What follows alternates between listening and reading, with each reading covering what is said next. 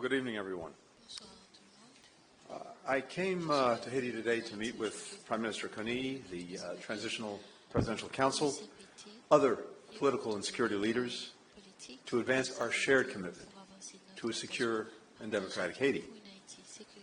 Back in March, we were with CARICOM leaders and other critical stakeholders, Haitians and other partners from beyond the region, in Kingston, Jamaica, to rally regional support for a Haitian-led political transition. Since that time, the Haitians have stood up a transitional presidential council. There's a government with an interim prime minister, a cabinet, and we see these institutions moving forward to do the work of delivering for the Haitian people. The United States appreciates Haiti's leaders putting aside their differences, working together to put the country on the path to free and fair elections. And we look forward to the TPC swiftly naming a provisional electoral council to organize those elections. That is the critical next step. We also welcome Haitian efforts to address corruption allegations and promote transparency and accountability. These are essential for this transition government to maintain the trust of the Haitian people. As the United States demonstrated with our recent sanctions on former President Martelly, we will use every tool that we have to hold accountable those who facilitate violence, drug trafficking, instability. As this political process has moved forward, in parallel, so too is the necessary efforts to provide a strong security foundation. And in particular, the multinational security support mission, authorized by the United Nations last year, has moved forward. Over the past several months, more than 380 Kenyan personnel have arrived in support of the Haitian National Police as part of this mission, with more to come. In recent weeks, the MSS, with the Haitian National Police, has increased joint operations, taking the fight to the gangs and delivering a powerful message. The Haitian people, not Haitian gangs, will write the country's future. As a result, the airports reopened, commercial flights have resumed, allowing goods to enter the country. In parts of Port-au-Prince, there's more economic activity, more markets reopened, more people venturing out. In my meetings today with leaders of the security mission, the Haitian police, we discussed how to ensure that security personnel are well-trained, well-equipped, and accountable so that they can work together to effectively combat violence and instability and maintain Haiti's momentum. The United States, for our part, has already delivered over $300 million to support this multinational mission, sending armored vehicles, radios, night vision goggles, standing up an entire base of operations, and we'll be getting more assistance here more quickly. We've also provided $200 million to the Haitian police since 2021, helping to train and equip new recruits, as well as specialized anti-gang units.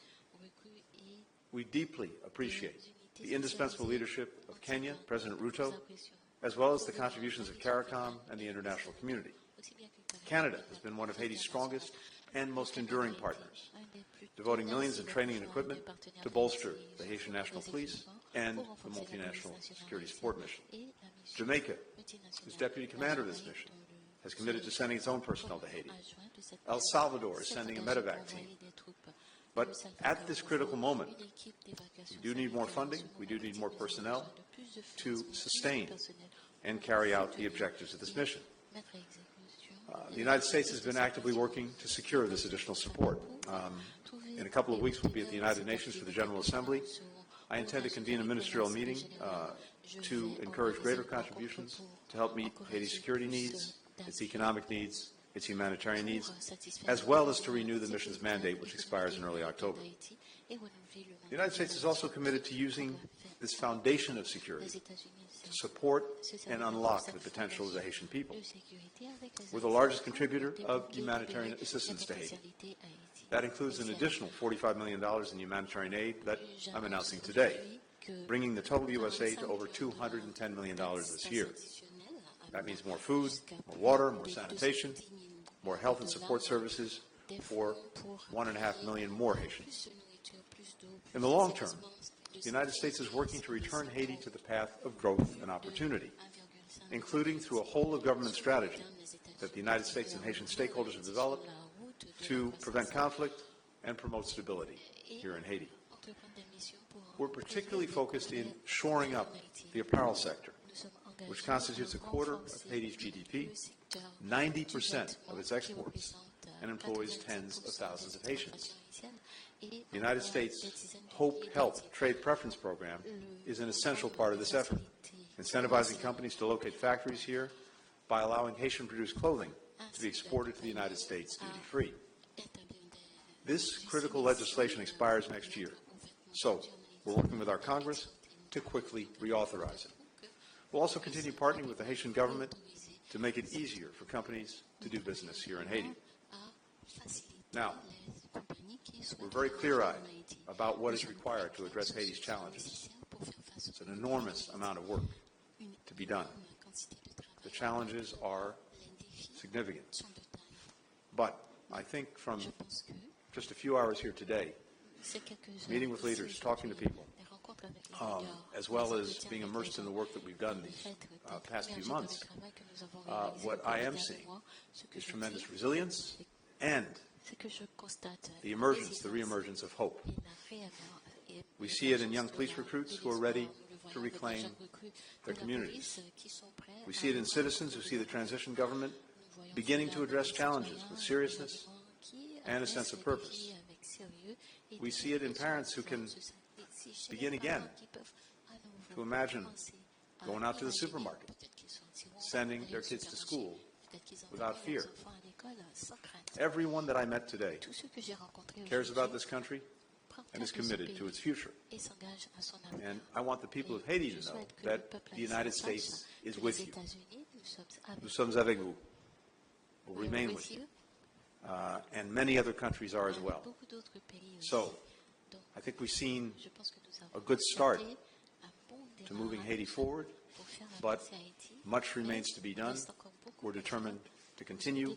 We're determined to help the Haitian people write the future that they deserve. The first question goes to Rothschild Francois with Radio RFM. Antony Blinken, vous venez d'annoncer justement de nouvelles aides humanitaires des États-Unis en faveur d'Haïti. L'aide humanitaire, elle est importante, mais le pays a aussi besoin des investissements qui sont la croissance économique pour la création d'emplois et de richesses en Haïti. Alors, on voulait savoir, quand on aura résolu le problème de sécurité, comment les États-Unis comptent-ils aider Haïti à reconstruire son économie après le passage de l'ouragan des gangs?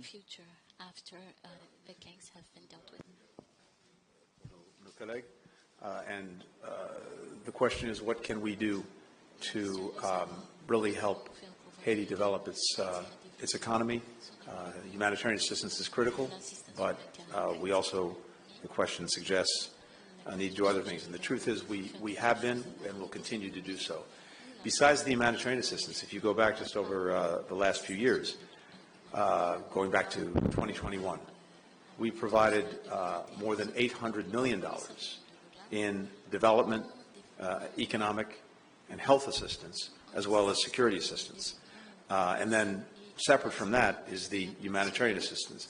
So you're exactly right that these investments in Haiti's foundational economic activities and everything that needs to happen to support them, that is essential, and we'll continue to do that. I mentioned the Hope Health Act that's been critical in supporting the apparel sector, which is so central to Haiti's economy.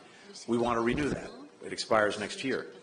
But that's been critical because it incentivizes companies to put factories here in Haiti to produce the apparel that then gets sold in the United States and throughout the region. So these and other measures, as well as a program we have that is part of the Global Fragility Act, where we have a 10-year plan, in effect, for Haiti to help support its development, to prevent instability, but to promote, as well, economic activity. So all of these things have to come together. But I just say again, I think the first thing to get right is to make sure that the security foundation is there, and that's what's happening now with the MSS and the Haitian National Police. A lot more work to be done, but it's starting to move. And then we also want to make sure that Haiti is back on a clear democratic track, and that means elections next year. For the next question, Michael Crowley with the New York Times. Michael. Thank you. Turning to the Middle East for a moment, if we may, there'll be more questions about Haiti, I'm sure. Many of us were with you in Israel in June.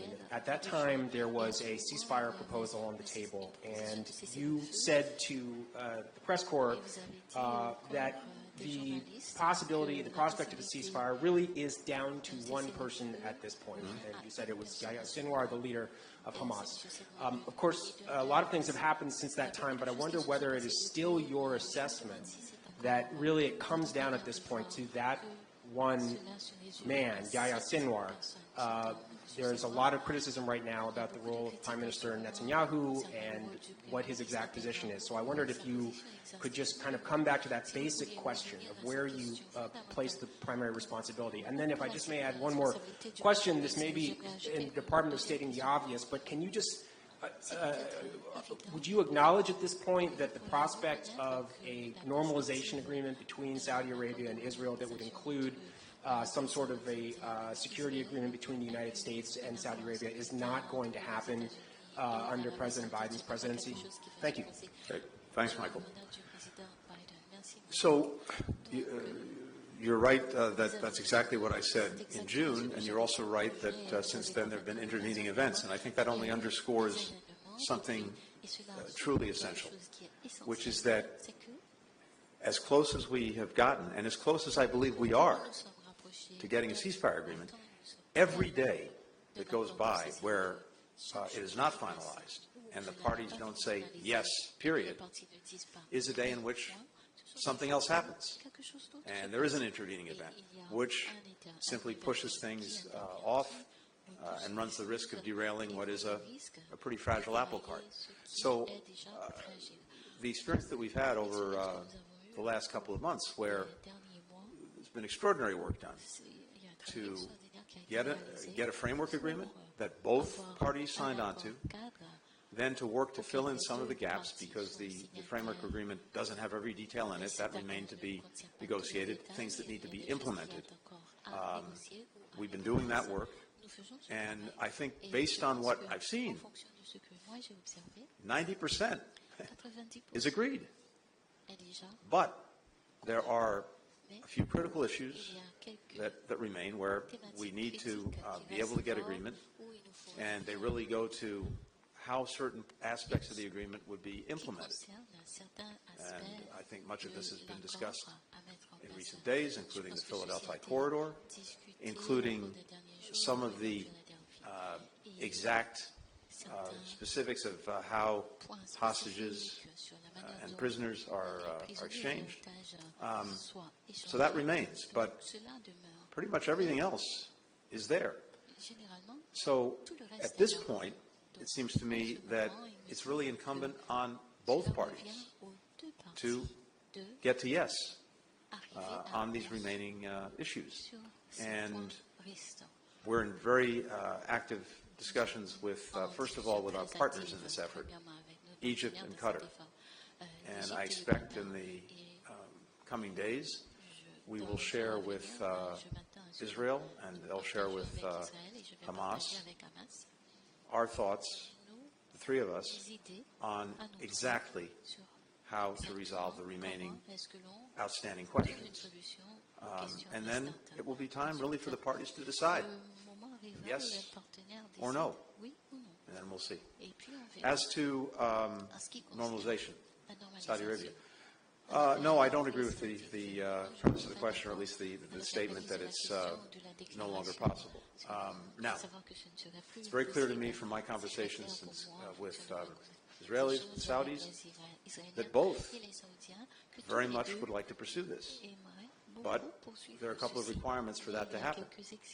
Number one is calm in Gaza. So this ceasefire is an essential prerequisite to being able to move forward with normalization. Second, as we've discussed, is a credible pathway for a Palestinian state. A lot of work would have to go into that. But given all the work that we've done, the United States has done, with Saudi Arabia over the last year in terms of what would be required between us, given the fact that both Israel and Saudi Arabia, in conversations with us, have expressed clearly that this is something I'd like to pursue. I think if we can get a ceasefire in Gaza, there remains an opportunity through the balance of this administration to move forward on normalization. Sheila Lewis-Joseph with Radio Metropole. Bonsoir, Monsieur le Secrétaire d'État. Avec la volonté de transformer la mission multinationale de sécurité en Haïti en une mission de maintien de la paix, est-ce que ça ne va pas buter sur l'opposition de la Russie et de la Chine qui ont le droit de veto? Et puis qu'est-ce qui se passera après le 2 octobre 2024? Thank you. Merci. Et encore une fois, si vous me permettez, je vais répondre en anglais. First, I think it's important to note that the entire UN Security Council got behind the multinational security support mission. And I think it's because it was clear that that mission is important to the people of Haiti and to the future of this country. It's important to countries throughout the region, and we even see countries well beyond the region making clear the importance that they attach to the mission because they know that restoring security here, taking the streets back from the gangs, is critical. So given that, it seems to me the world, including the countries you mentioned, have already demonstrated support. The mission itself needs to be renewed, and that's what we're working on right now. But we also want to make sure that we have something that is reliable, that's sustainable, and we'll look at every option to do that. So a peacekeeping operation would be one such option. I think there are others. We just want to make sure that we have a way to move forward, first renewing the mission, and then making sure we have a way to make it sustainable for the future, because this is going to take some time. The ultimate objective is this, though. It's not an indefinite endeavor. The entire purpose of the mission is first and foremost to regain control from the gangs, but then to enable Haitian institutions, particularly the Haitian National Police, to take this on for themselves. The point is not to have an indefinite international mission here. The point is to help our Haitian colleagues stand strongly on their own 2 feet and to be able to carry this on. But to get to that point, we need some time, so we'll look at the best way to make sure we can sustain this effort. And for the final question, Christina Ruffini with Decision Points. Christina. Very nice to see you. You just said that you need more funding to carry out the objectives of this mission. Why do you think you're not seeing financial commitments from other regional allies like Brazil or Mexico? What do they say to you when you try to engage them on this issue? I know you mentioned you're going to bring it up at the UN. Does the U.S. support an expanded multinational UN peacekeeping mission, or do you think the MSS, where you just were, is sufficient? And based on what you heard today and what we've been discussing, do you think Haiti will be on track to be able to hold elections next year? And if I may, your schedule's been pretty grueling the last year. You've got a young family. If Democrats win in November and you're asked, do you stay on or is it time for a break? Thank you, sir. Thanks, Christina. So, look, there are different kinds of support, each of which is essential. There's money, there's equipment, there's personnel. And we have a number of countries that have already stood up in one or more of those areas to support Haiti and to support the MSS. And I went through a number of them just a short while ago. But we also, I think, want to make sure that the mission has the resources that it needs to do the job as effectively as possible. And so we're looking at additional personnel contributions. Kenya will be coming forward with more, but other countries, some have already agreed to do that. There are others that we want to see if they're willing to participate. Making sure that the financial support is there, including to pay the salaries of the people who are engaged in these missions, that's critical. We have some money in the bank to do that, including through the UN fund that's been established. But as we're projecting out, and as we're looking at growing the MSS mission itself, we also have to figure out what's going to be required to pay for that, and I think we're going to need more funding to do that. That's exactly why I'm bringing together colleagues at the UN General Assembly on the margins of that, just to make sure that we are properly resourcing. Now, I think the other thing is success breeds success. So countries are looking at what's happening right now in Haiti. They're looking at what's happened over the last few months. They're looking at the start of this multinational security support mission and whether it's getting results. And I think what they're seeing is it is. Now, again, I'm very clear-eyed about this. This is hard stuff. But we've already seen, thanks to the work of the MSS and with supporting the HNP, the Haitian National Police, the airport taken back and reopened, the main hospital in Port-au-Prince taken back, some neighborhoods where there's now economic activity again. And what I heard today, talking to the leaders of the Haitian National Police and the MSS, is a clear plan for what they'll do next. And I think that's going to build on itself. That, in turn, will attract more support. And I hope that by the time, for example, we get to the UN in about 2.5 weeks, there'll be a record of initial success, as well as, again, this plan for going forward, and that will bring in more support. As to my own future, all I'm looking at right now is the balance of this administration in January. And I can tell you from having spent some time over the last week on a bit of a break with my kids, I will relish having a lot more time with them. Thank you all. Thank you. Thanks, everyone.